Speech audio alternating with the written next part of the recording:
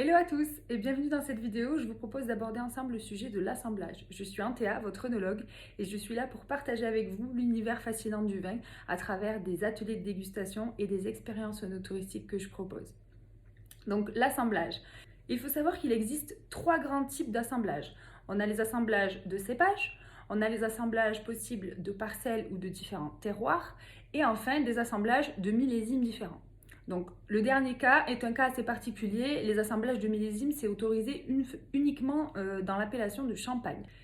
Il faut retenir que l'assemblage est encadré par des cahiers des charges, notamment pour les vins d'appellation d'AOP ou d'IGP, donc les vins à indication géographique protégée.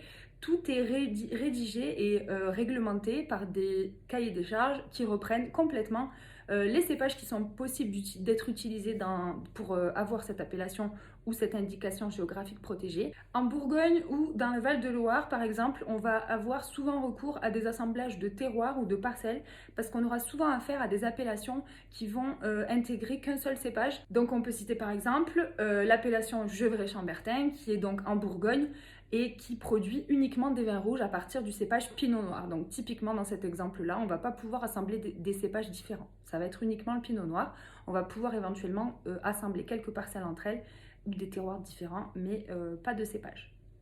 A contrario, pour l'appellation Châteauneuf-du-Pape, on a dans les cahiers des charges de cette appellation 13 cépages différents qui sont autorisés. Donc on va avoir 8 cépages pour les noirs et 5 cépages pour les blancs. Donc là on a une diversité possible qui va donner du coup une grande diversité également de vins derrière. Et du coup, une question fondamentale, pourquoi recourir à l'assemblage concrètement? Donc l'objectif global de tout ça, ça va être bien sûr de bonifier le vin. On va rechercher, notamment quand on va assembler des cépages différents entre eux, on va rechercher une certaine alchimie, on va rechercher une synergie pour que l'un vienne enrichir l'autre et que le vin final ait des caractères plus intenses, par exemple, plus riches, ou on va avoir également des vins plus complexes. On va pouvoir par exemple sélectionner un vin qui a potentiellement plus de tanins ou plus de vivacité et qui du coup, en assemblage avec l'autre, va porter ses tanins ou sa vivacité à l'assemblage final.